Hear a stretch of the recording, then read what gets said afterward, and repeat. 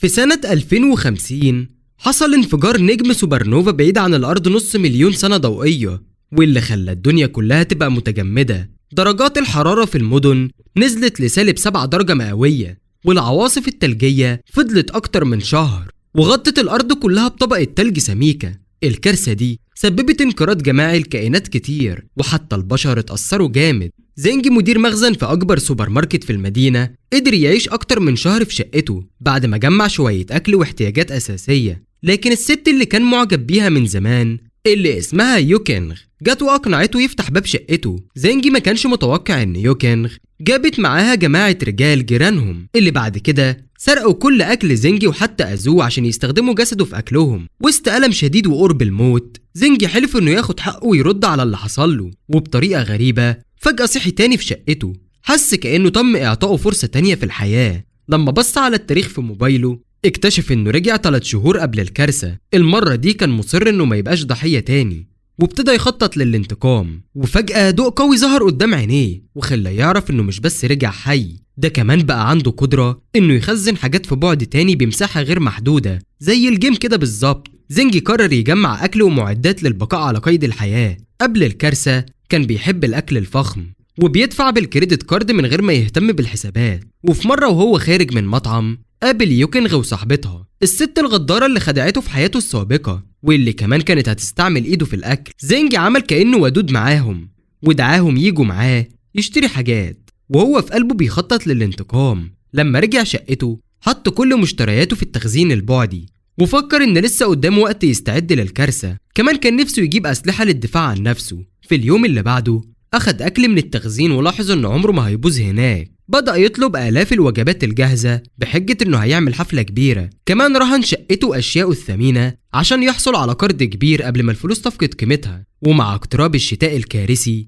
جمع زينجي ملايين اليوانات. بدأ يجهز شقته ويحولها لقلعة فولاذية. حط زجاج مضاد للرصاص ونظام تدفئة وفلاتر هواء وكاميرات مراقبة 360 درجة وأبواب سميكة. كمان طلب أسلحة والمدير وافق من غير ما يتوقف. بعد كده راح لنادي الصيادين واشترى معدات صيد وقوس وسهام. ولما وصل لبهو الشقة لقى طلبات الأكل وصلت كلها، وده طبعا جذب انتباه ناس كتير. ومن بينهم زينج خزن كل الحاجات في التخزين البعدي عشان تفضل آمنة لسنين طويلة. بعدها بيوم العمال بدأوا يحولوا الشقة لقلعة فولاذية شبه منيعة، والجيران كانوا محتارين من اللي زينج بيعمله، لكنه فضل مركز وواثق انهم هيعرفوا الحقيقة في الآخر. كمان اشترى أدوية من المصانع بأسعار عالية عشان يضمن كل المستلزمات. يوكينغ بدأت تلاحظ الاستعدادات واتصلت بيه وقالت انها وحشته، لكنه تجاهل اهتمامها الكاذب. أخيرا القلعة اكتملت مزودة بكاميرات مراقبة في كل دور، وزينجي كان راضي بالنتيجة. يوم ما جات له آخر توصيلات المياه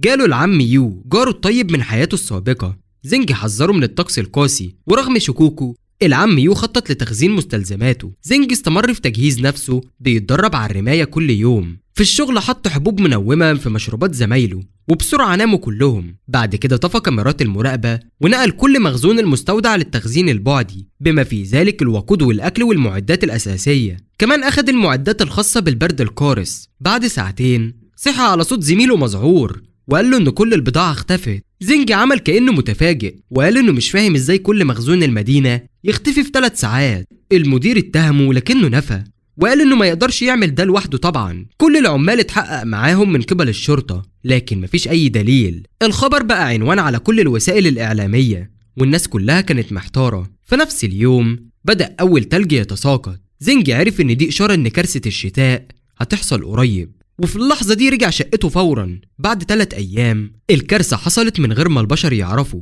الصدمة من انفجار السوبر نوفا غطت الأرض تماما ودرجات الحرارة نزلت جامد. من شباك شقته زينج شاف التلج بينزل بكثافة وعرف إن المرة دي كل حاجة هتبقى مختلفة. التلج غطى المدينة وسكان الشقق بدأوا يقلقوا. زينج من جانبه كان عارف كويس إن الناس دي ممكن يكون هو آخر فرصة ليهم، لكن هو كان نايم مرتاح جوه شقته الدافية. في اليوم التالي التلج اتجمع أكتر من متر ومدخل العمارة اتغطى بالكامل والجو كان بارد جدا. زينجي كان مستعد ومستريح وكان واعي إن مش كتير هيعيشوا.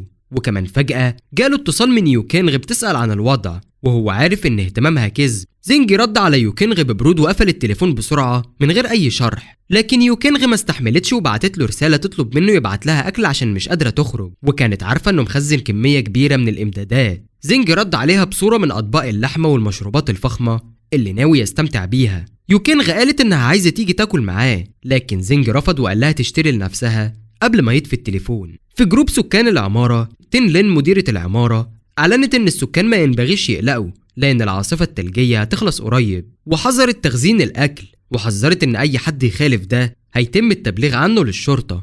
زينجي عمدا استفز تين وسألها إزاي هي متأكدة إن العاصفة هتخلص، وسؤاله خلى السكان التانيين يطلبوا إذن لتخزين الأكل أو يحاسبوا تين لو حصل حاجة. تين لين ردت وقالت إن إدارة العمارة متعاونة مع السلطات وده كله تحت السيطرة، وحاولت تشوش على الناس باتهام زينجي إنه مستفز، لكن هو فضل هادي ومهتمش. عدى أسبوع والتلج فضل يتجمع حوالين العمارة. تين لين بدأت تفقد الأمل، طلبت من زينجي يساعدها في تنظيف التلج عند المدخل، وقالت إن الطلب جاي من لجنة الحي ولازم يتنفذ.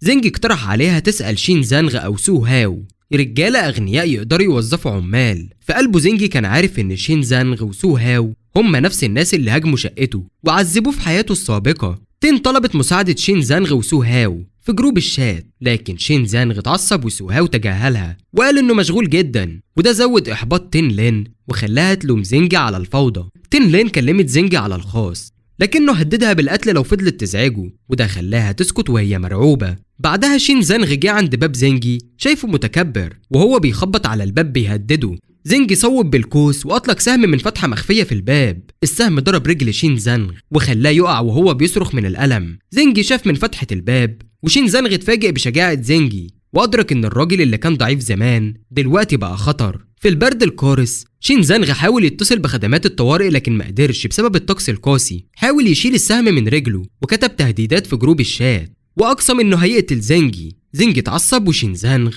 جمع رجالته وأمرهم يهاجموا شقة زينجي. قريبا مجموعة مسلحة بقيادة راجل أصلع وصلت عند باب شقة زينجي. لما حاولوا يدخلوا اتفاجئوا إن أسلحتهم بتتكسر والباب مصنوع من فولاذ. بعد ما فهموا إن محاولاتهم فشلت انسحبوا، لكن زينجي من خلال الكاميرات رش عليهم مية ساقعة. أغلبهم وقع من البرد وقليل بس اللي قدر يهرب. زينجي كان راضي بالنتيجة. في بيت شين زانغ رجالته اللي نجوا بلغوه عن باب زنجي الفولاذ وهجوم المية الباردة. وقتها اتعصب جدا شين زانغ وأمر رجالته يراقبوا الشقة عشان يقبضوا على زنجي لو حاول يخرج. في الوقت ده العم يو قاد مجموعة يحاولوا ينظفوا التلج عند مدخل العمارة ويوصلوا للسوبر ماركت، لكن استسلموا لأنها كانت مهمة صعبة جدا. زنجي من شقته كان بيراقبهم وعارف إن البشر مش هيقدروا يتغلبوا على قوى الطبيعة اللي غطت العالم. التلفزيون كان بيعرض الأخبار عن محاولات التعامل مع الكارثة الثلجية. زنجي عرف إن 95% من سكان العالم هيموتوا من البرد. يوكينغ اتصلت بيه تاني بتشتكي إن الأكل عندها خلص وكانت عايزة زنجي يديها شوية. زنجي رد عليها بصورة للكراكند اللي ناوي ياكله وده زعلها وأغضبها جدا. صاحبة يوكينغ شتمت زنجي وقالت إنه سبب حزن يوكينغ ولازم يتحمل المسؤولية، لكن زنجي اعتبر ده دراما بسيطة ورد عليها ببرود وده زود غضب صاحبتها. يوكينغ وصاحبتها بدأوا يفكروا يدوروا على راجل تاني يستغلوه. يوكينغ كلمت تشوب بانغ واحد من الرجالة المعجبين بيها وجه بسرعة وجاب كل الأكل اللي معاه، لكن صاحبة يوكينغ بسرعة قفلت الباب وما خلتش تشوب يتكلم أكتر. يوكينغ ما اهتمتش وركزت بس على إنها تنتقم من زنجي. الأيام عدت والتلج نزل أكتر. زنجي كان مستمتع بأكله ومستني الدراما الكبيرة تحصل. لما الكهرباء والمية قطعت الجو في العمارة بقى كئيب جدا. السكان بدأوا يخرجوا من بيوتهم يسألوا لو حد عنده مصدر طاقة احتياطي. السخانات وقفت عن الشغل والبرد بدأ يدخل للبيوت حتى تحت البطاطين السميكة. البرد كان قادر يقتل الواحد ببطء. زنجي بعد ما خلص أكله شغل المولد الكهربائي اللي جابه من التخزين. تين لين عضوة لجنة الحي كانت بتضم حفيدها ومرتجفة. فجأة شافت رسالة من مجموعة سلطات المدينة بتقول إن العاصفة دي كارثة عالمية والضرر حس بيه كل مدينة. الرسالة كمان حذرت الناس يجهزوا مخزون فورا. تين حاولت تستغل الوضع وبعتت رسالة لجروب العمارة وقالت للناس إن الكارثة مؤقتة والجهود مستمرة. وإنها مكلفة بتوزيع الإمدادات، وكل السكان لازم يسلموا مخزونهم ليها للتسجيل والتوزيع العادل. وأكدت إن أي حد مش هيمتثل للشرطة هيتم التعامل معاه. رسالة تين سببت استياء للسكان كلها، خصوصا لشين زانغ اللي كان شاكك، لكنه كان عارف إن أوامر الشرطة لازم تتنفذ. زانج فكر إن تين عملت نفس الطريقة في حياته السابقة. بعد كده تين اتصلت بزانج وطلبت منه يجمع أكل، واثقة إنه عنده مخزون كبير. زانج رد وقال إن هو كمان خلص مخزونه. تين لين اتضايقت لأنها خططت تتصرف وفشلت، لكنها فهمت إن هي وحفيدها ممكن يحتاجوا يعتمدوا على زانج مستقبلا، وهدت نفسها وبدأت تخطط للخطوة الجاية. مخزون الأكل بقى أهم حاجة دلوقتي. تين حاولت تسيطر على مخزون السكان عشان تخدعهم. زانج لاحظ من خلال الكاميرات إن تين جمعت بعض الإمدادات من سكان صدقوها، واعتبر الناس اللي صدقوها أغبياء. الطقس بقى أسوأ والأكل قل، وبعض السكان بدأوا يشتكوا في الجروب عن موعد توزيع الأكل لأن مخزونهم خلص. تين كانت بس بتقرأ الرسائل من غير ما ترد. في قلبها كانت شايفة كل الإمدادات بقت ملكها خلاص. لما حفيدها قال لها إن التليفون بيرن، اتفاجئت لما شافت اسم شين زانغ على الشاشة. شين زانغ قال إنها ذكية، لكنها قالت له إنها مش قادرة توزع الأكل لسه لأنها بتسجله. شين زانغ ما اهتمش وطلب تسلم كل حاجة فورا، أو هو ورجالته هياخدوها بنفسهم. شين زانغ مع رجاله الجائعين دخلوا بيت تين بقوة وضربوا الست المسكينة. الفوضى سيطرت وما بقاش فيه قانون. زانجي شاف كل حاجة من الكاميرات وفكر يشارك الفيديو في جروب السكان عشان يشوف ردود أفعالهم. تين طلبت منهم يسيبوا شوية أكل ليها ولحفيدها، لكن شين زانغ رقلها بدل كده.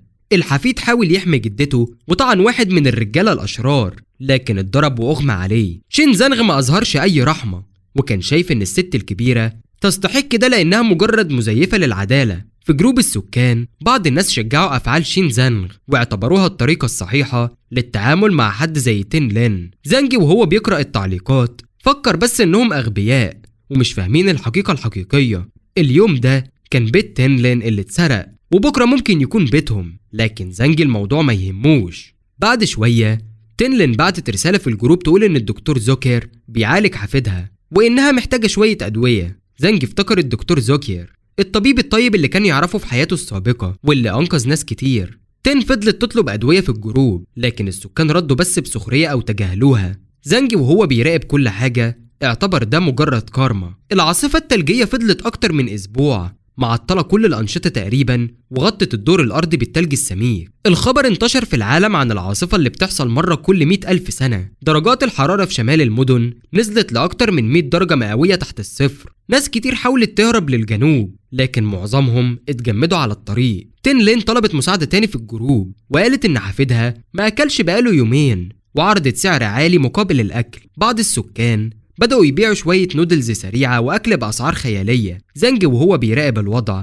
استمتع وشاف إنهم لسه مش واخدين بالهم من إن الكارثة الأكبر جاية. بعد كده سو هاو الراجل الغني بدأ يشتري الأكل بأسعار عالية، عارف إن الفلوس فقدت قيمتها. في نفس الوقت أم وحيدة طلبت مساعدة وقالت إن بنتها قربت تموت من الجوع. زانج عرف الست دي في حياته السابقة اللي نجت مع بنتها الفترة. بعد 10 أيام من البرد الشديد زانج فضل مرتاح في بيته، لكن فجأة التليفون رن وشاف مين المتصل. زانج ابتسم ورد على مكالمة فيديو هزار عن قد ايه هم نحفوا، والسيدتين اتغروا من كمية الأكل في شقته. سألوه ازاي لسه معاه كل الأكل وليه شقته دافية. زانج شرح بكل هدوء إن بيته دافي عشان عنده مدفأة. يوكينغ متأثرة قالت إنها عايزة زانج يعزمها قريب، لكنه رفض بشكل قاطع وسخر منها. يوكينغ اتعصبت وحست بالإهانة. زانج قال لها لو محتاجة أكل تطلبه من الرجالة الأغنياء اللي كانت دايما بتستغلهم، وبعد ما رد عليها ببرود قفل المكالمة في وشها. يوكينغ رمت التليفون على الأرض متعصبة. فهمت إن الراجل اللي كانت فاكراه غبي أذكى بكتير من اللي كانت متخيلاه. صاحبة يوكينغ مدحت زانجي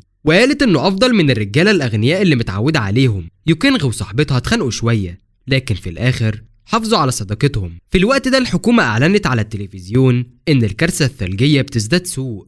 الكهرباء بقت متاحة بس بالليل وبجهد قليل. محطات الطاقة الرئيسية ما بقتش شغالة، والناس كلها اتنبهت إنها لازم توفر الطاقة. دلوقتي الناس بدأت تدرك إن الكارثة مش هتنتهي قريب. يوكينغ اللي لسه زعلانة من زانجي مسكت التليفون واتصلت بتشوب بانغ وقالت له إن زانجي أذى كبريائها بس عشان معاه أكل. تشوب بانغ من غضبه وصف زانجي بالطفيل الاجتماعي اللي يستاهل العقاب. يوكينغ استفزته إنه يروح ويهاجم بيت زانجي. قريبا التلاتة وقفوا قدام باب زانجي. كل واحد مخبي سكينة مطبخ في ايده. زانجي من خلال كاميرات المراقبة عرف انهم ناويين يأذوه. طرقوا على الباب وقالوا انهم عايزين يبدلوا الادوية اللي جابوها بالاكل. زانجي اتضايق من محاولتهم للخداع وقرر يتحرك. مسك خرطوم ميه وقرر يرشهم وينهي المشكلة، لكن لاحظ صناديق الزبالة جنبهم وفكر في فكرة جديدة. رش الميه الوسخة عليهم وغطى اجسامهم بالكامل بالوساخة. زانجي قال لهم ده الاكل اللي يستحقوه ويقدروا ياكلوه. بعد كده سابهم ومشي ينام مش متأثر بصراخهم. في الليل زانجي اتفزع من صوت اطلاق نار، رغم انه كان عارف ان في الاخر قانون الغابة هو اللي هيسود، لكن الاصوات المفاجئة خوفته. فتح التابلت وشاف شين زانغ ورجالته بيتجولوا من بيت لبيت ويسرقوا مخزون السكان. شين زانغ بعت صور افعاله لجروب العمارة وقال انه مسيطر على كل المبنى. زانجي قعد يراقب التطورات. قريبا اتعمل جروب شات جديد. بعض السكان بدأوا يناقشوا افعال شين زانغ واتفقوا انهم لازم يقاوموه. رسالة واحدة شدت انتباه زانجي، كانت من العم يو. العم يو كان ضابط قديم وقال انه مستعد يقود هجوم ضد شين زانغ. الاقتراح اتقابل بدعم من بعض السكان، لكن واحدة من الستات بعتت رسالة صوتية وذكرت الناس ان تنلين سرقت منهم قبل كده، وسألت اذا فعلا يقدروا يثقوا في العم يو. في الوقت ده زانجي قاعد مرتاح بياكل بيتفرج على شين زانغ وهو بيواصل يسرق. لو سابوه يكمل اي حد يقاومه هيتقابل مع رصاصة في دماغه. الصبح كان في ساكنة كانت معارضة للعم يو، اتهاجمت من مجموعة شين زانغ.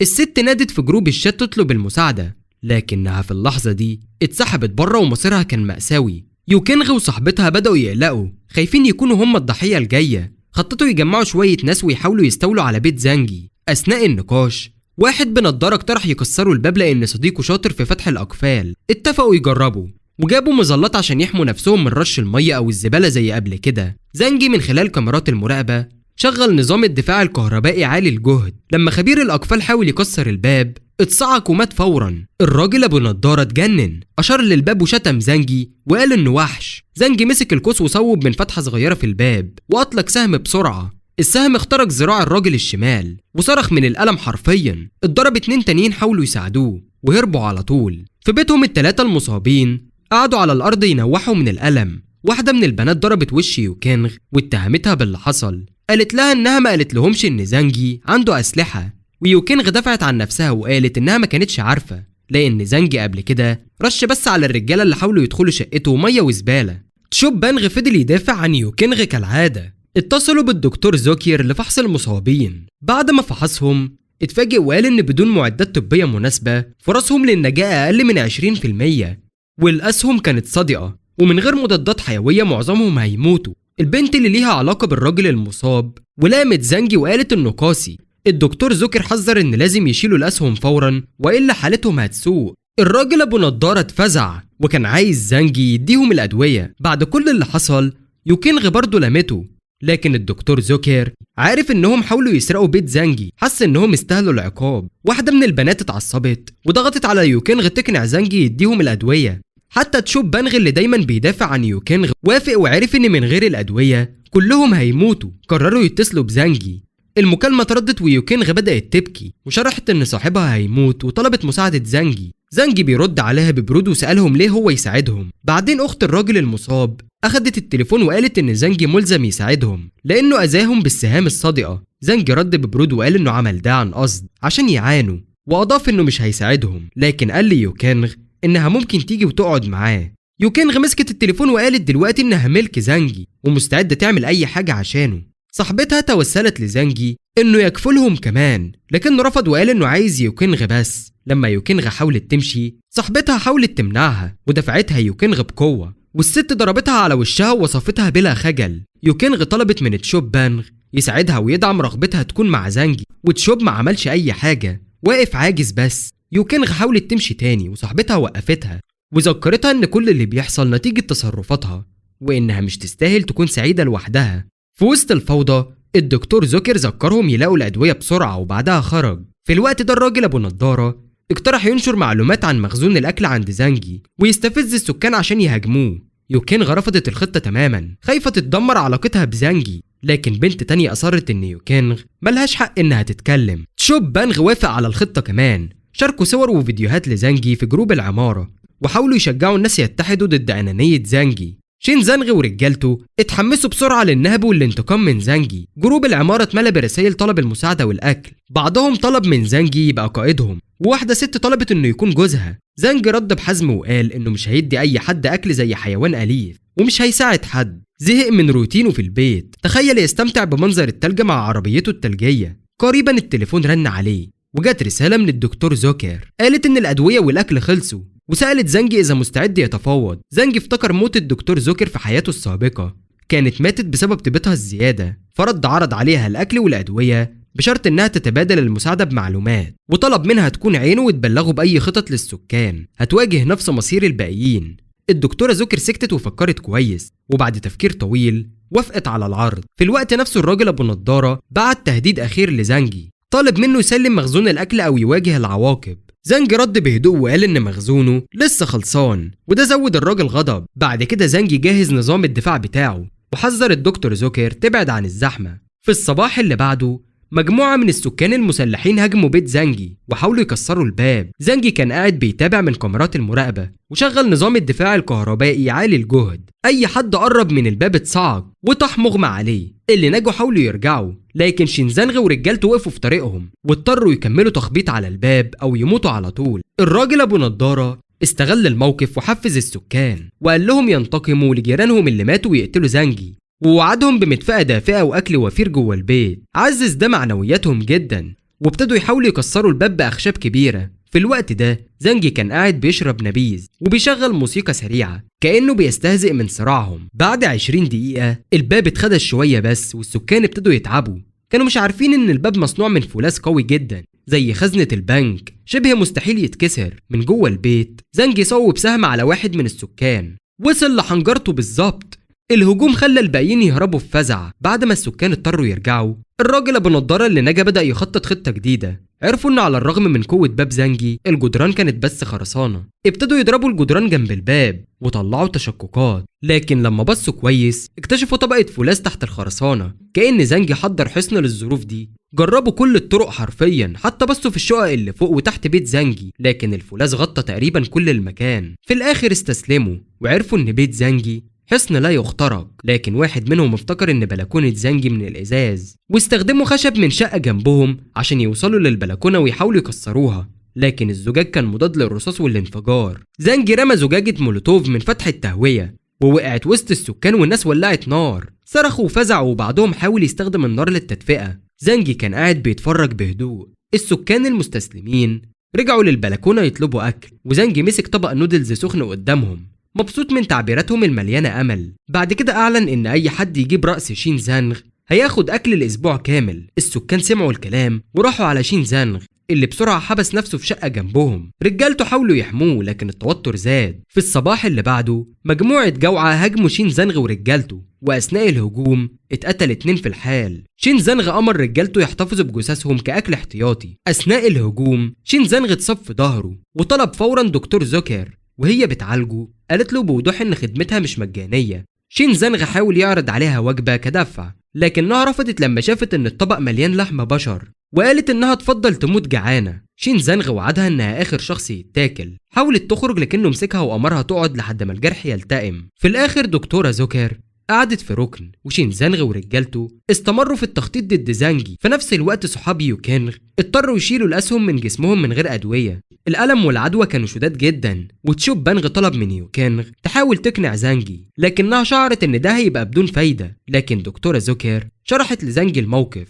وقالت له ان شينزانغ فقد عقله، بيسرق من البيوت ويخزن الجثث كأكل احتياطي، وطلبت منه ينقذها. زانجي فهم أهميتها ووافق يساعدها ويسمح لها تيجي بيته بعد ما تكمل مهمة أخيرة. في الوقت ده تشوب بانغ وصل شقة زانجي بيتوسل للمساعدة ليوكينغ اللي جعانة، لكن زانجي ظهر غير مبالي. في طريقه للبيت تشوب بانغ افتكر انه عمره ما لمس ايد يوكينغ، جري على أوضة يوكينغ وتوسل ليها انها تتجوزه، لكنها قابلته بالرفض التام. ارتدت بامتعاض، وتشوب بانغ غضب وهدد يتجوزها في الجحيم. يوكينغ صفعته وقالت بكل حزم انها ملك زانجي بس. في نفس الوقت دكتورة زوكر حضرت وجبة لشينزانغ ورجالته. شينزانغ افتكر انها استسلمت، لكنها سرا حطت حبوب منومة في الشوربة قبل ما تقدمها عشان تكسب ثقتهم. أخدت جزء لنفسها ورجعت أوضتها، وبعد شوية الحبوب بدأت مفعولها وشينزانغ ورجالته ناموا. دكتورة زوكر ارتاحت لأنها نجحت في خطتها وأبلغت زانجي فورا واستنت التعليمات. زانجي أمرها تحرك كل الرجالة للبلكونة. درجة الحرارة نزلت أكتر ودكتورة زوكر استغربت إذا زانجي ناوي يقتلهم. زانجي رمى حبل وأمرها تربط شينزانغ ورجالته في سور البلكونة عشان يختبرها. طلب منها تلتقط مسدس وتشيل الرصاص منه وترميه ليه. بعد ما تأكد من السلامة دخل زانجي مسك خرطوم مية وبدأ يرش البلكونة. دكتورة زوكر اختبأت جوه وشينزانغ ورجالته المربوطين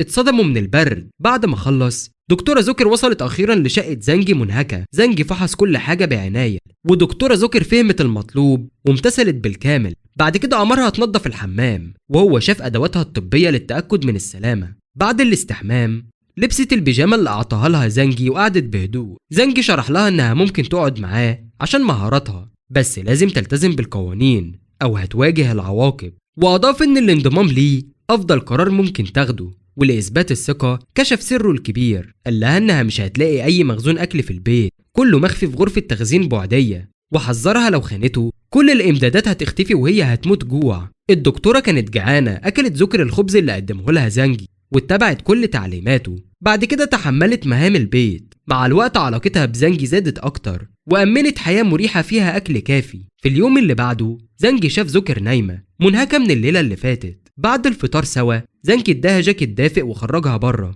المرة دي اداها مضرب وقال لها مهمة أخيرة تكسر الجثث المتجمدة عشان مفيش أي تهديد متبقي من شينزانغ ورجالته. زوكر راحت بدون تردد وكسرت الجثث المتجمدة وزانجي سجل كل حاجة. الفيديو اتبعت عمدا لجروب العمارة كدليل إن شينزانغ اللي كان بيرعب الكل تم التغلب عليه بالكامل. السكان اللي شافوا التسجيل ما استغربوش وجود زوكر ومدحوا زانجي على انتصاره. زانجي حس بالرضا. بعد شوية التليفون رن ويوكينغ كانت على الخط. هي هستيرية وقالت إنها سمعت للتو عن موت شينزانغ. كانت فاكرة زانجي عايش مع زوكر عشان كانت مفكرة إنها ماتت. دلوقتي يوكينغ أعلنت إنها مستعدة تبقى ملك لزانجي وقالت إنها أحسن من زوكر، ووراها أصحابها كانوا غضبانين مش راضيين يسيبوها تبقى سعيدة لوحدها. زانجي وزوكر سمعوا الضجة وزانجي قرر يستغل الموقف ويزعل يوكينغ. بعت صورة لنفسه مع زوكر وقال إن زوكر خطيبته. لما شافت الصورة قلب يوكينغ اتكسر من الغضب. صرخت وقالت إنها بتحب زانجي أكتر من أي حد. زانجي رد ببرود إن زوكر أحسن منها في كل حاجة وبعدها قطع المكالمة. صحاب يوكينغ بعد ما شافوا ده سابوها في حالها. زانجي ابتسم على معاناتها وسأل زوكر إذا كان تصرفه قاسي جدا. زوكر ردت بهدوء إن تصرفه كان مبرر تماما. في الوقت نفسه في عمارة مقابلة حد مش قادر يتحمل صعوبات الحياة قرر يطيح من البلكونة، وقريبا التليفون رن فجأة. المرة دي من العم يو وكان خجول. زانجي ارتاح انه العم يو بخير. العم يو شرح انه نجا بفضل الامدادات اللي خزنها لما زانجي قال له بعد تحذيره السابق كان حاليا مع أرملة اسمها سيلاميا وعندها طفل مريض محتاج دواء. زانجي قرر يساعده وأمره يجي ياخد الدواء وشرح لزوكر مين العم يو. بعدها بلحظات جالهم خبط على الباب. من خلال كاميرات المراقبة زانجي شاف العم يو وسيلاميا مستنيين بره. من غير ما يفتح الباب رمالهم الدواء من فتحة صغيرة. العم يو شكره لكن سيلاميا طلبت أكتر وسألت ليه ما تقدرش تدخل وهي موجودة وزوكر مسموح لها تدخل. زانجي شرح إن زوكر خطيبته عشان كده مسموح لها تدخل، ووقتها زوكر احمر وشها من الخجل. زانجي تظاهر إن مخزون الفحم خلص واعتمد على 7 جاكيتات وبطاطين بس عشان يعيشوا في البرد ده. العم يو في الآخر وبخ سيلاميا وقال إن الدواء كفاية ولسه عندهم أكل. بعد المحادثة زانجي ارتاح في حضن زوكر مستمتع بالمنظر رغم إنه انزعج شوية من تصرف سيلاميا. لما رجعوا البيت العم يو وبخ سيلاميا على تصرفها لأنه ممكن يبوظ علاقتهم بزانجي. سيلاميا نفت وقالت إنها تصرفت عشان طفلها. العم يو ذكرها إنهم مدينين لزانجي لكنها اتهمت زانجي بالأنانية. غضب العم يو وحذرها إن صبره ليه حدود ولو استمرت تهين زانجي هيسيبها لوحدها. الست في الآخر فضلت ساكتة. في اليوم اللي بعده مجموعة من الناس من العمارة المجاورة بدأوا يحفروا نفق تحت التلج ودخلوا عمارة 25 واللي هي كان فيها زانجي ساكن. أي حد يقابلوه كان يعتبر عدو وأول ساكن تعيس قابلوه اتضرب على الأرض. عرفوا عن باب زانجي القوي وقرروا يجيبوا ديناميت لتدميره.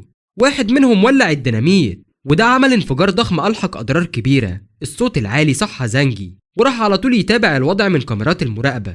العمال من العمارة التانية فحصوا الضرر وافتكروا ان الانفجار هيكسر الباب لكن مفيش حاجة حصلت. غضب زنجي من محاولتهم ياخدوا حاجته ورد بلا رحمة، استخدم قنابل ومولوتوف للقضاء على التهديد وسابهم متجمدين في البرد. كمان ضرب شوية ناس قريب من الباب. مع قلة الذخيرة فهم ان تهديدات المباني التانية هتستمر. الانفجارات واطلاق النار خوف زوكر، لكن زنجي فضل هادي ووجهها انها تكمل مهمتها. بعد كده شرح في جروب العمارة ان الانفجار سببه سكان عمارة تانية حاولوا يفجروا بيته عشان يسرقوه. زنجي نجح في صدهم وحمى شوية من السكان وكسب شكرهم وامتنانهم. بعد كده اتصل بالعم يو عشان يجمع معلومات اكتر. العم يو بلغه ان مجموعة من العمارة 26 بقيادة تيان بيهاجموا السكان وبيسرقوا اكل زي اللي عملوا شين زنغ قبل كده. زنجي فهم انهم ممكن يرجعوا ينتقموا وركز على ان لازم الكل يتحضر ويتحد عشان يعيشوا. زنجي اتكلم مع زوكر عن قلقه ان الجيران ممكن يطعنوه من وراه.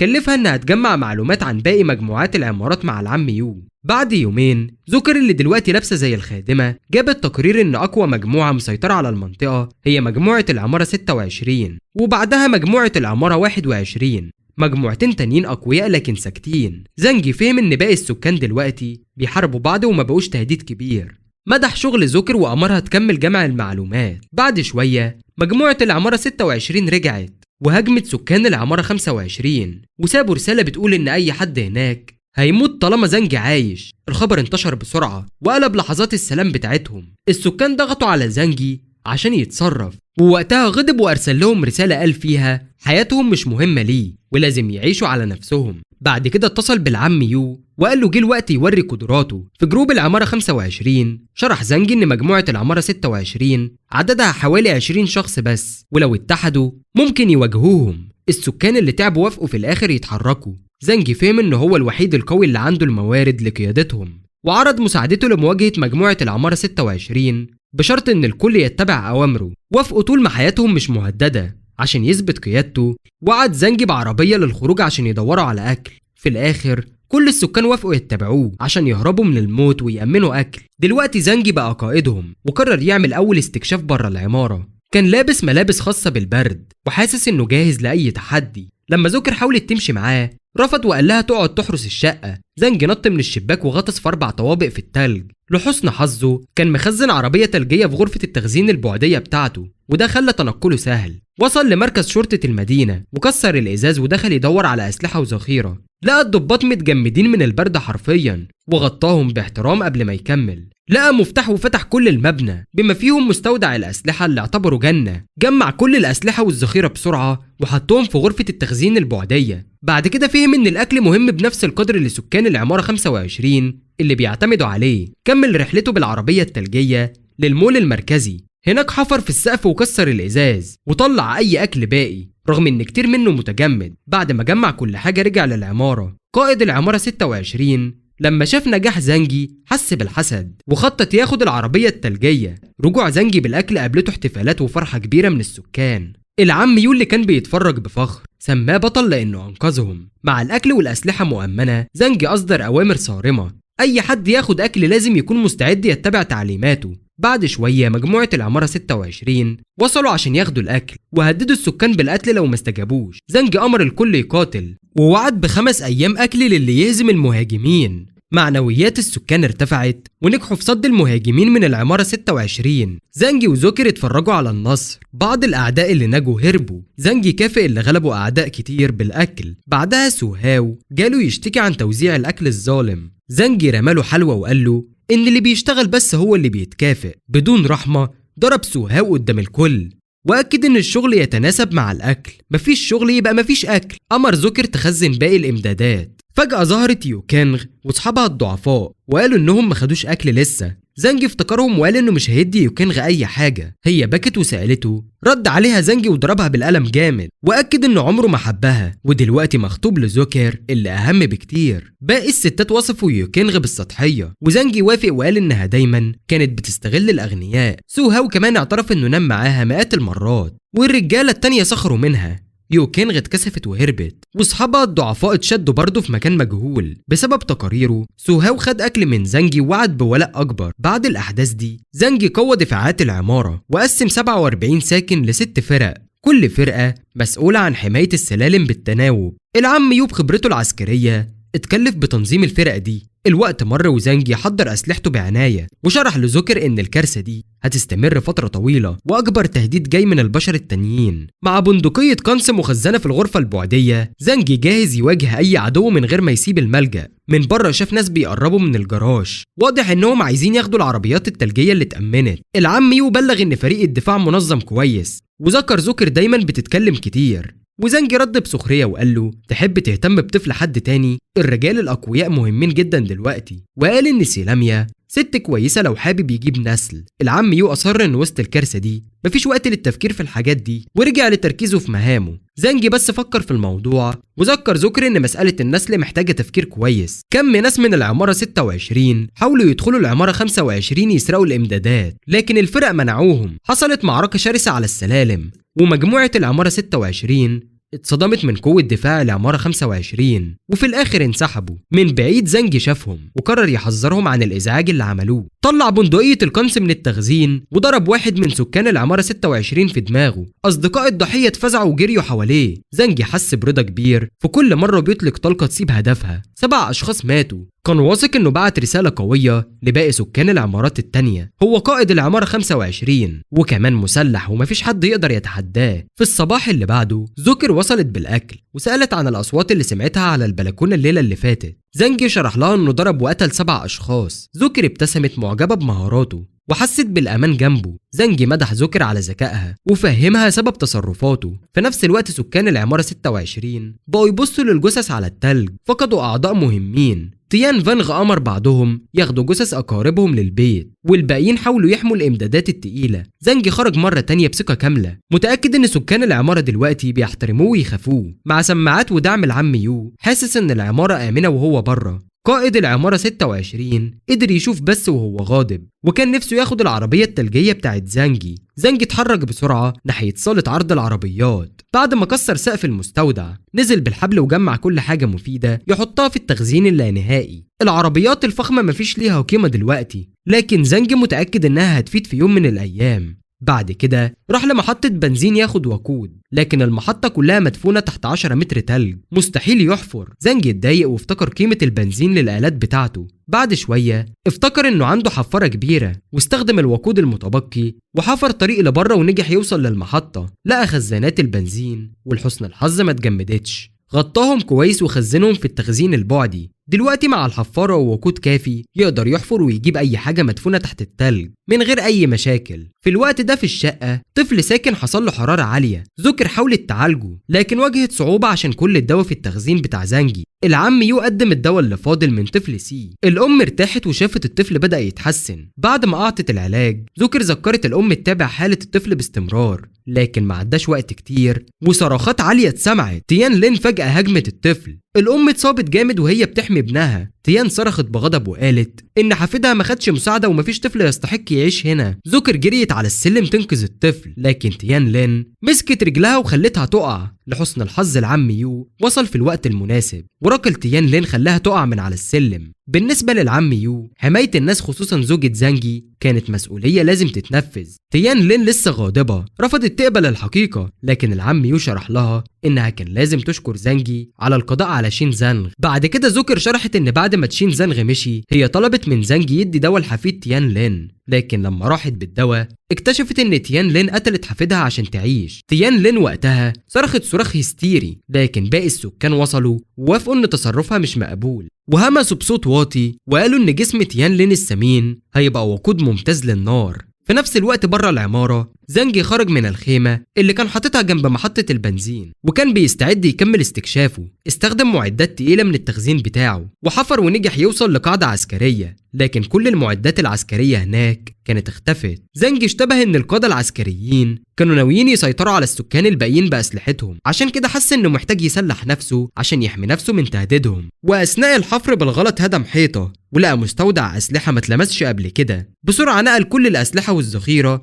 للتخزين بتاعه. بعد ما قضى وقت طويل بره رجع للعمارة بالعربية التلجية بتاعته من غير ما يشيل أي أكل. رجوعه فاضي خلى شوية من السكان يشتكوا. زانجي رد بحزم وقال لهم إنه ملقاش حاجة طول اليوم ولو مش راضيين يجوا يدوروا على الأكل بنفسهم. بعض السكان اقترحوا إنه ياخدهم معاه يدوروا على الأكل، لكن فجأة راجل غريب معاه سكينة مخفية قرب منه بنوايا شريرة. زانجي فهم اللي بيحصل على طول وضربوا ضربة موتته على طول. رفقائه اعتذروا بسرعة لكن زانجي ما ترددش وضربهم برضه. الباقيين اتفزعوا وقفزوا من الشباك. الزحمة دي جذبت انتباه العم يو زوكر اللي وصلوا بقلق. زانجي اعتبرهم خونة يستحقوا العقاب لكنه وراهم رحمة صغيرة. سيلاميا اللي شافت الحادثة فهمت ان رحمة زانجي مجرد تحذير عشان محدش يكرر الغلط ده. رجع في العمارة سأل زوكر لو حصل اي حاجة وهو بره. زوكر شرحت له ان تيان لين اتجننت بعد موت حفيدها وهاجمت لكن الموضوع اتحل دلوقتي. كمان تشين لينغ من عمارة تانية عايزة تتكلم معاه وأبدت رغبتها في التعاون. زانجي كان فضولي وسأل عن التفاصيل. زوكر قالت له إن تشين لينغ كانت بتمتلك شركة مستحضرات تجميل ودلوقتي مسيطرة على العمارة 9،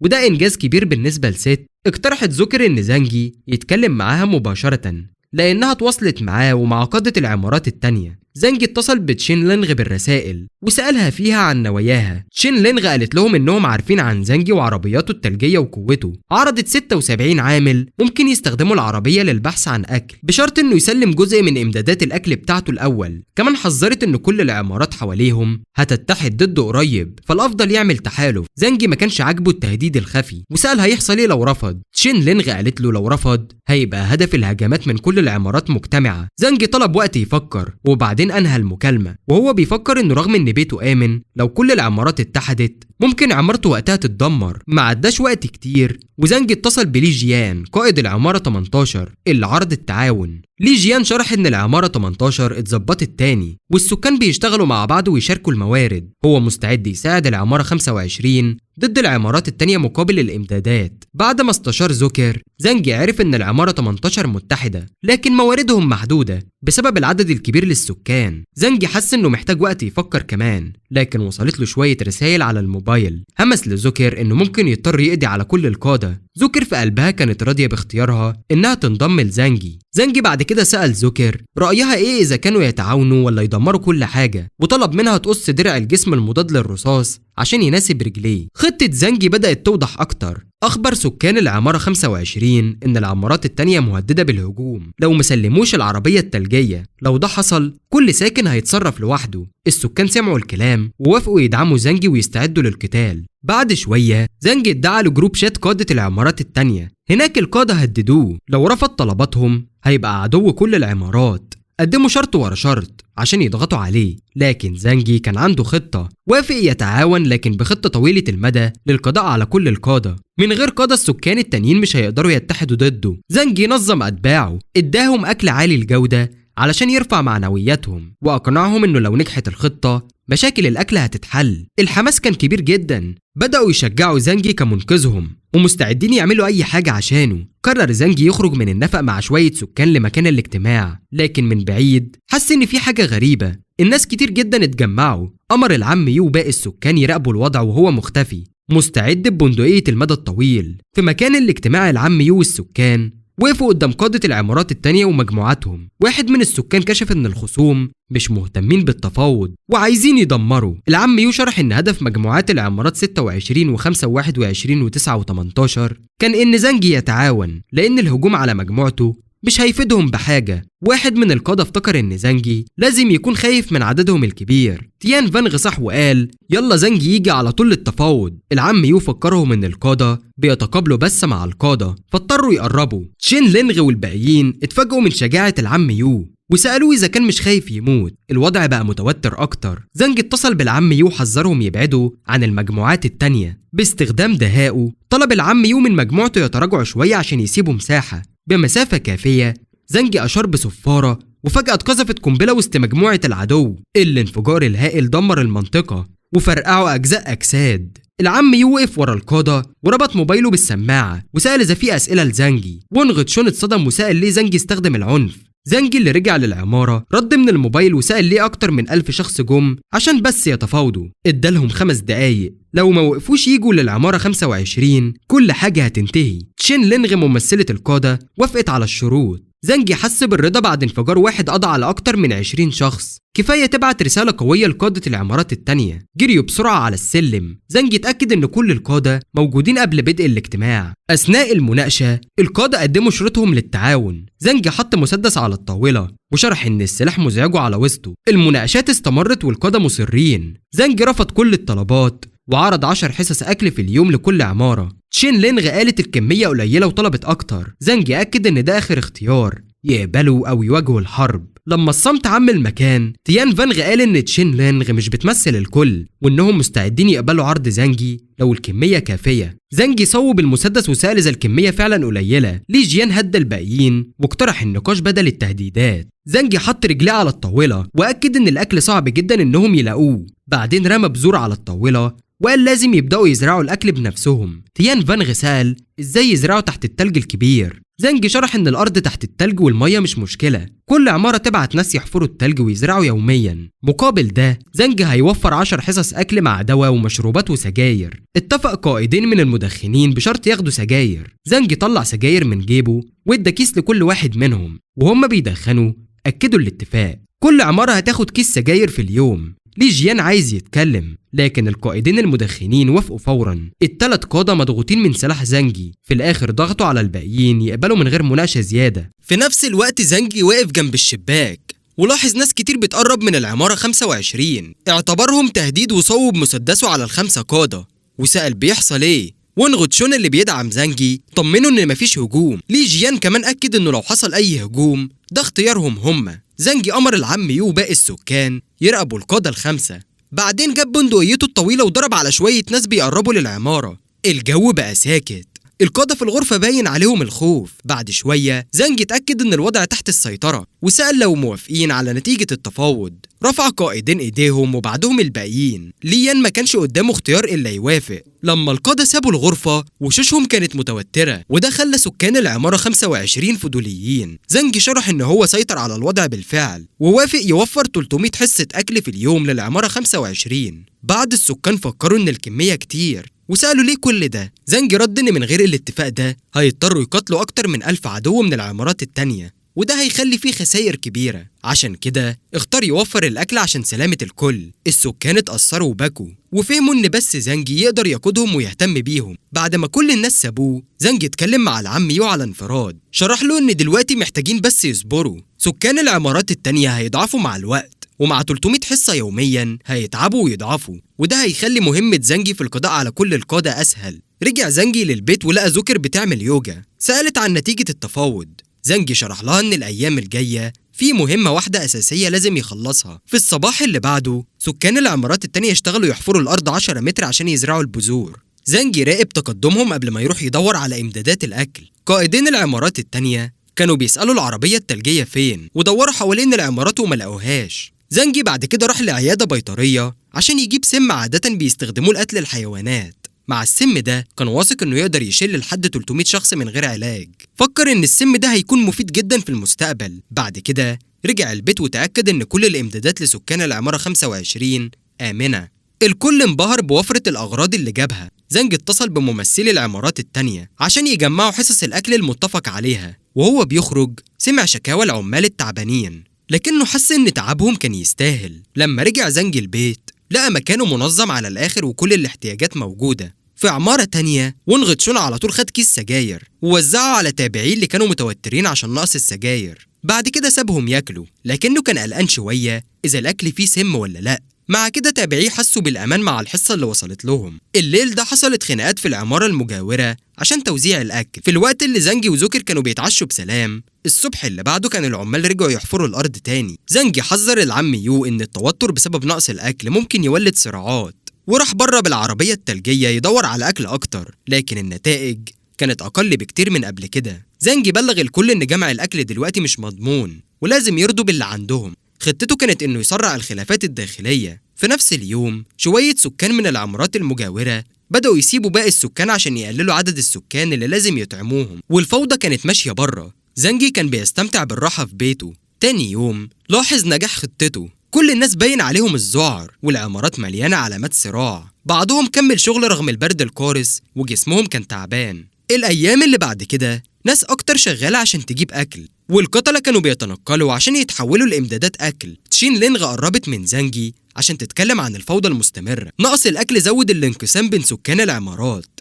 تشين لينغ اقترحت إنها وزانجي يدوروا على حل علمي ويخططوا لتوسيع الأرض وإنشاء مملكة، لكن زانجي اتهمها بمحاولة الاستيلاء على السلطة ولمها على عدد الضحايا الكبير. رغم فوضى العمارات التانية لي جيان حافظ على النظام وناس كتير كملت شغل. زانجي حس إن في حاجة مستخبية وراح شاف لي جيان. هو شرح إن كل السكان عارفين حدود الأكل ووزعوه كمان بعدل. زانجي ماشي بالهزار قال إن الكل هيجوع بنفس القدر. بعدين اقترح على لي جيان يعطي حصص أكبر للأقوى، لكن لي جيان اختار يحمي الكل حتى لو كلهم هيجوعوا مع بعض. بعد كده زانجي زار قائدين فاسدين عمرهم ما اشتكوا من الأكل قبل كده. في دماغه حس بمزيد من التعاطف تجاه الناس اللي بيستفيدوا شخصيا بدل الناس اللي بتحاول تكون عادلة. في اليوم اللي بعده زانجي خرج يدور على أكل تاني وبدأ يستخدم السم اللي حضره. بدأ يشك هل القادة عارفين خطته وممكن يقلبوا ضده. رغم شعوره بالأمان بقوته وأسلحته قرر ياخد خطوات أكتر. بعد ما رجع وكان معاه أكل كتير أمر العم يو باقي السكان يحرسوه ويحموه. القادة جم يجمعوا حصصهم لكن وشوشهم كانت مختلفة. لما زانجي كان مشغول واحد منهم حاول يمسك مسدسه. الشخص الوحيد اللي زانجي واثق فيه تقدم وحماه. أعداء من العمارات التانية حاولوا يقتلوا زانجي مفكرينه مش مسلح، لكن زانجي بسرعة سحب رشاشه وبدأ يطلق نار عشوائية. رغم عدد الأعداء الكبير الرصاصات بتاعته خلتهم عاجزين. مجموعة من الخونة حاولوا يهربوا لكن كلهم وقعوا برصاصات في رأسهم. لما نفذت الذخيرة زانجي سحب مسدسين تانيين. وونغ تشون وتيان فانغ طلبوا الرحمة لكن زانجي ما أظهرش أي رحمة. تشين لينغ أقسمت إنها مش مشاركة وذكرت اسم بنتها، لكن زانجي ضربها من غير تردد. بعد ما قضى على كل أعدائه زانجي حس بجرح داخلي قليل لكنه فهم إنه ما ينفعش الأعداء يعيشوا. ورا ظهره كانت الجثث ولقى العم يو لسه عايش. زانجي خد على طول حقنة أدرينالين وحقنها في صدر العم يو. اتطلب من 2 سكان من العمارة 25 يساعدوه يرجعوه البيت. سيلاميا شافت حالة جوزها وبكت خايفة إن العم يو ممكن يموت وإنها مش هتقدر تعيش من غير حمايته. زانجي غضب من تصرفها المتمركز حوالين نفسها وقال لها تسكت خالص. هي قالت لو العم يو مات تتمنى إن زانجي يهتم بولدهم. زانجي استغرب من كلامها كأن الست استسلمت لمصير جوزها. لما وصلوا البيت زانجي قال لهم يخرجوا لكن سيلاميا أصرت تدخل. أول ما الباب اتفتح الهوا الدافي استقبلهم وسيلاميا بكت من الفرحة. راحت للمطبخ وسألت عن حليب بودرة وده أغضب زانجي. قالت إن الحليب للطفل مش ليها وزانجي أكد إن الأولوية للعم يو. وبعدين جاب سرير مستشفى من التخزين البعدي بتاعه. سيلاميا اتفاجئت لكن زانجي تجاهلها وسأل زوكر لو في أي دواء أو معدات محتاجينها. زوكر فحصت العم يو ولقوا إصابات في الأعضاء الداخلية بسبب الرصاص وقالت إن إنقاذه شبه مستحيل. سيلاميا بكت وصاحت عليه وزانجي غضب وحذرها ما تتدخلش. سيلاميا في الآخر خرجت رغم إن نيتها كانت بس إنها تاخد مية دافية وأكل. زانجي قال لها تقعد قريب وفكرها إن وجودها مهم للعم يو. بعد كده زانجي نزل الدور الأول وجمع سكان العمارة 25. بلغهم إن العم يو ممكن ما ينجوش وإن وقتهم للعمل جه. مع عدد قليل من السكان زانجي أمرهم يستعدوا للهجوم. اللي مش هيشارك هيعتبر خائن. وكمان زانجي وفر لهم هدوم دافية. مجموعة زانجي وصلت قدام العمارة 21. السكان في الطوابق العليا باين عليهم الخوف وهم فاهمين إن زانجي ممكن يقضي عليهم بسهولة بالرشاش وبعضهم حسوا بالأمان جوه العمارة. زانجي أمر أتباعه يحرسوا كل المخارج وهو دخل من الشباك. في اللوبي سحب خشب وهدوم من المخزن البعدي بتاعه وصب بنزين وأشعلها.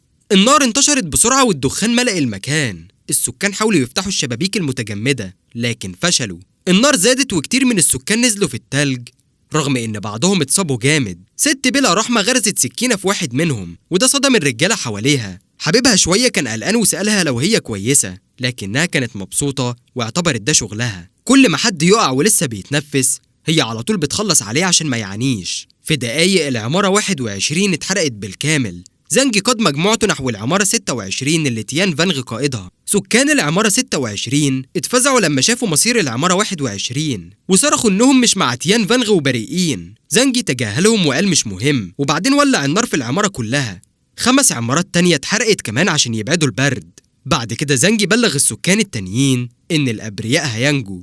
بعض السكان ارتاحوا. أمرهم يوقفوا مؤقتا وأتباعه اتدفوا جنب النار من العمارات المحترقة. زانجي بعد كده راقب موبايلات أخلص أتباعه ولقى محادثات بتكشف إن يو كينغ كانت بتحرض الناس ضده. بعدها زانجي رجع البيت عشان يشيك على العم يو. دقات قلبه كانت مستقرة وزانجي ارتاح وفرح بشغل زوكر. سيلاميا قربت وسألت عن أكل ليها ولطفلها. زانجي كان منزعج رمى كيس نودلز فورية على الأرض وقال كفاية، لكنها لما شافت البيض والفراخ في المطبخ طلبت أكتر، وزانجي زاد غضبه وادالها بس النودلز وحذرها إنها مش هتاخد حاجة تاني. زانجي وزوكر بعد كده راحوا أوضتهم. زوكر قالت له إن العم يو تعافى بسرعة، وده خلى زانجي يفكر إن انفجار السوبر نوفا ممكن يكون أعطى قوة للناس في ظروف معينة زي هو والعم يو. استنتج زانجي إن الظروف الحرجة ممكن تفعل قدرات خارقة. بعدين راح لغرفة المعيشة وشاف سيلاميا كانت بتدور على أكل، وقال لها إن كل الإمدادات في التخزين، ووجهها إنها تعتني بالعم يو. بعدها زانجي خرج من البيت ماسك درع بوليسي، طلع السلم وضرب قفل الباب وكسر بيت يوكينغ. يوكينغ هجمته بسكينة لكن اتصدمت ووقعت. زانجي شافها وفهم ازاي نجت لحد دلوقتي. من غير كلام كتير كسر رجلها ومسك شعرها ورماها من الطابق العالي، جسمها وقع في التلج بلا حركة. تاني يوم زانجي شيك على العم يو واندهش من سرعة تعافيه. جرح الرصاص اتحسن في يوم واحد فقط. طلب من زوكر تتابع حالته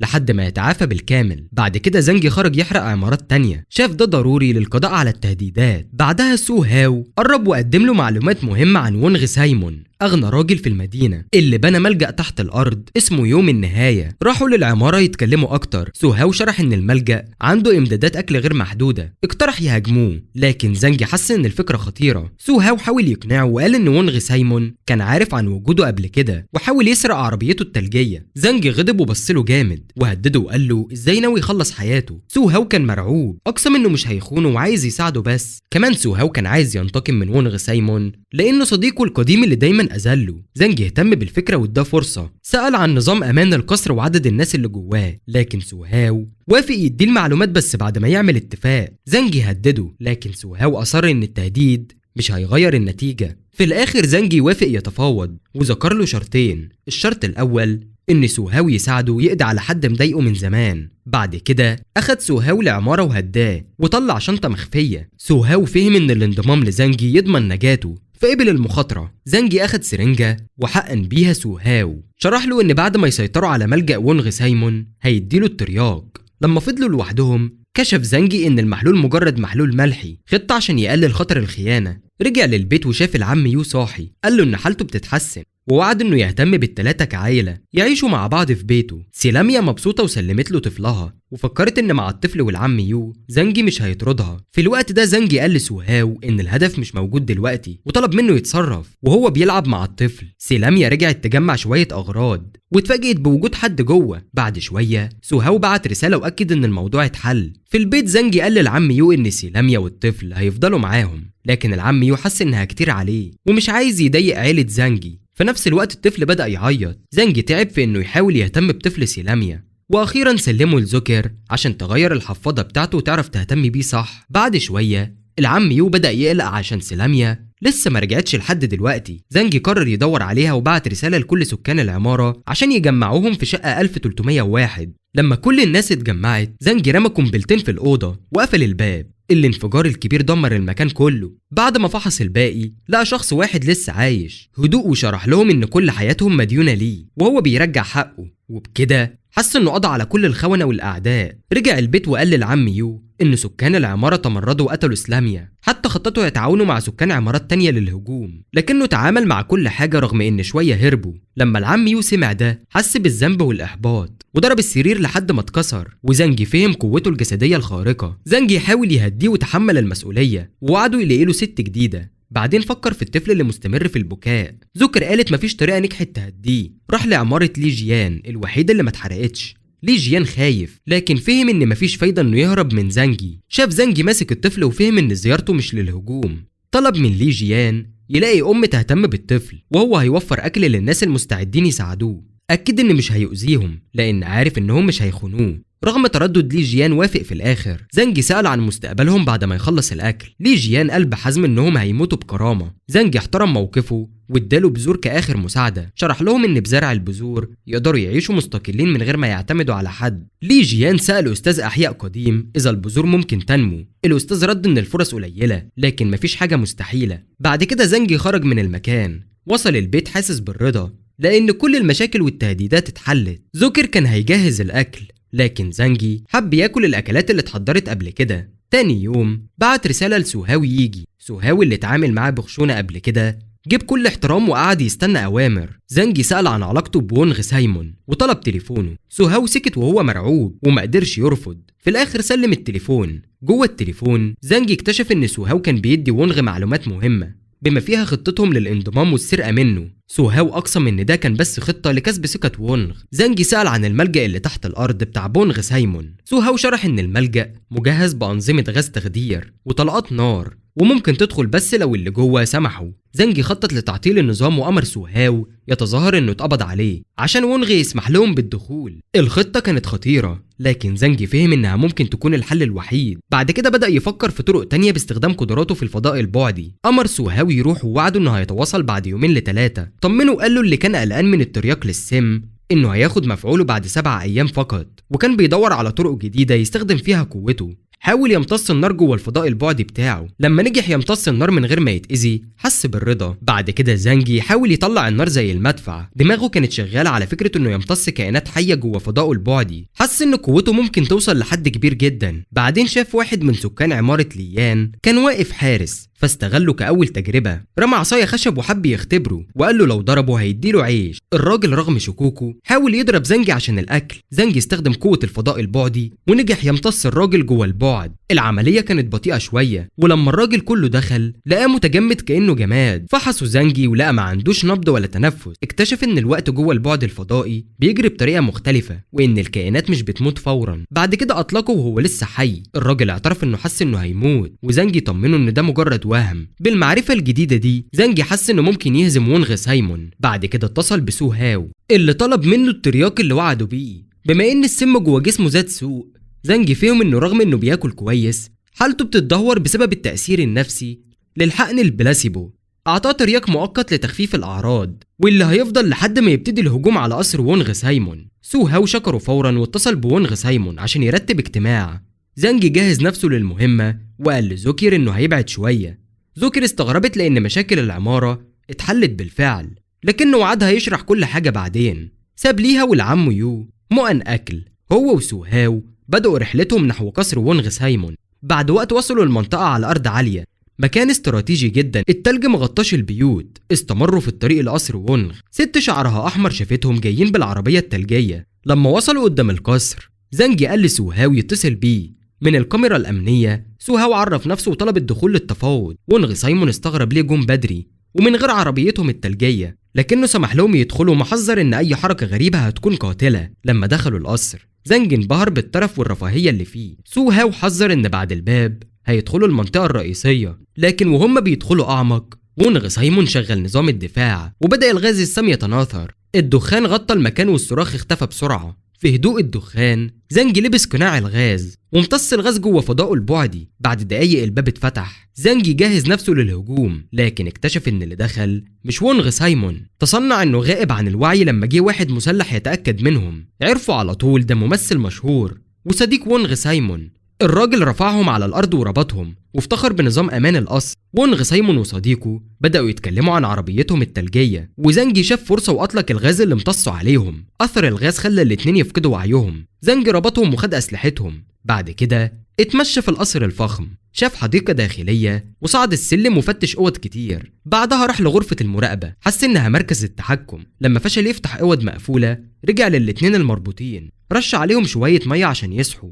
كانوا محتارين ازاي اتربطوا كده. زانجي قال لهم الساحر عمره ما يكشف خدعه ودلوقتي في مواضيع اهم للنقاش. طلب من وونغ سايمون يعلمه تشغيل نظام الامان وكلمات السر. وونغ سايمون مضطر وافق بس بشرط انه ما يتأذيش. بعد ما اخد المعلومات زانجي وعده هيسيبه يروح واكد انه عمره ما يقتل ابرياء. لكن بعدين فجأة هاجمه بالسكينة. سوهاو رجع وعي وهو بيشوف اللي حصل. زانجي قال له بكل هدوء انه عنده طرقه الخاصة. سوهاو ارتاح لان وونغ سايمون اللي كان بيكرهه اخيرا اتعاقب. بعد كده سلم سوهاو شنطة اكل كمكافأة ليه يعني لكن حذره ان الكهرباء في القصر مش هتطول والطعام قرب يخلص. سوهاو غضب واشتكى انه المكافأة اقل من المخاطرة اللي خدها وهدده يكشف كل حاجة عن زانجي. زانجي ما كانش عنده سبب انه يخليه عايش. ضربه في الصدر على طول وهو واقع.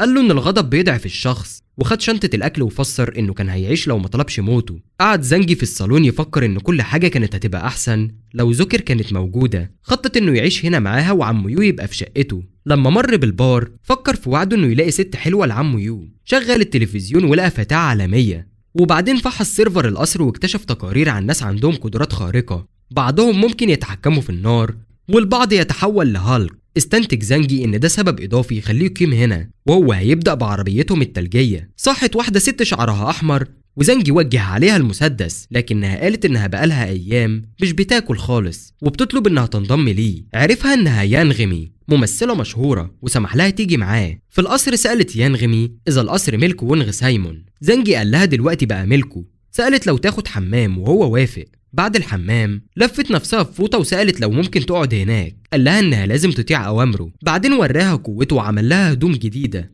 وكمان اداها اكل. يانغمي اتفاجئت وسألت اذا هو ساحر وطلبت تعرف اكتر. زانجي وراها قدراته ووضح انها ممكن تاكل وتعيش مرتاحة خالص طالما بتطيع اوامره، لكنها طلبت ما يكونش فيه اي حاجة مبتذلة، وهو ذكرها انها اللي جاتله مش المفروض تطلب كتير. وافقت اخيرا. بره القصر في قرية اسمها تشو ناس بتحفر في التلج وبتصطاد اكل. فجأة شافوا عربية تلجية راكبها زانجي وست حلوة. واحد رمى رحم ثلاثي السنون وخلى هايمي تقع من العربية. زانجي سحب مسدسه وحمى هايمي، حاول يمنع الدم، لكن الراجل قال له سلم العربية والست وهسيبك تمشي. زانجي رفض وقال لهم ايه الجنون ده؟